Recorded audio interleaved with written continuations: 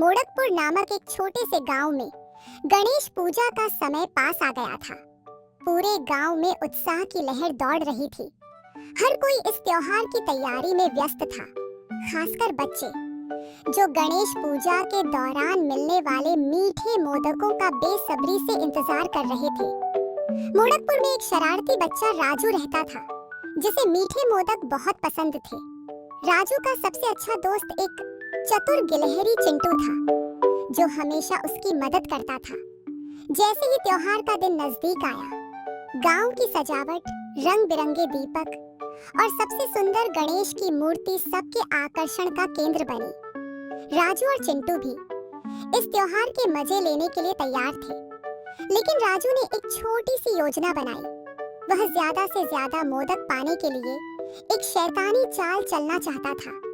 राजू और चिंटू ने तय किया कि वे त्योहार की रात मोदकों के भंडारण कमरे में घुसेंगे और जितना हो सके मोदक ले आएंगे। चिंटू ने सावधान किया, ध्यान रखना, गणेश सब कुछ जानते हैं, हमें सतर्क रहना चाहिए। राजू ने हंसते हुए जवाब दिया, चिंटू, चिंता मत करो, आखिर क्या हो सकता है। वे चुपके से भंडारण कमरे की ओर बढ़े और वहां ढेर सारे मोदक देखे। राजू की आंखें खुशी से चमक उठी।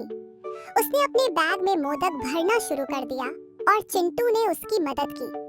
अचानक एक आवाज आई। यह गांव की बिल्ली मिट्टन्स थी, जो भी कुछ खाने के लिए भंडारण कमरे में घुसी थी। मिट्टन्स ने जोर से म्याऊं किया, जिससे राजू और चिंटू डर गए। उनकी हड़बड़ी में राजू ने एक ढेर को गिरा दिया और मोदक चकनाचूर हो गए। इस शोर शराबे ने गांव के बुजुर्ग अंकल राम को जगा दिया, जो गणेश के प्रति बहुत श्रद्धावान थे।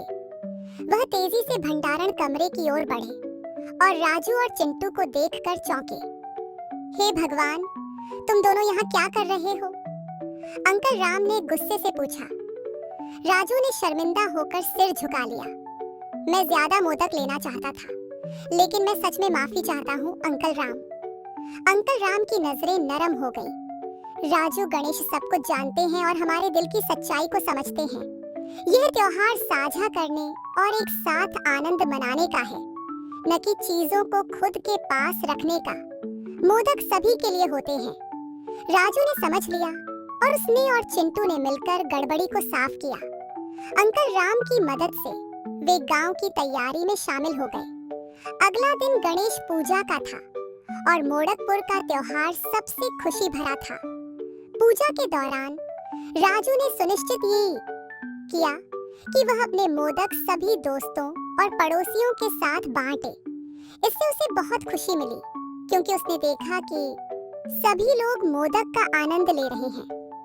उसने समझा कि सच्ची खुशी एक साथ बांटने और उत्सव को साझा करने में ही है।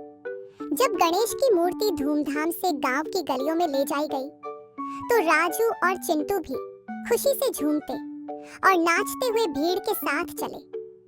उनका दिल खुशी से भरा हुआ था और पेट मोदकों से भरा था।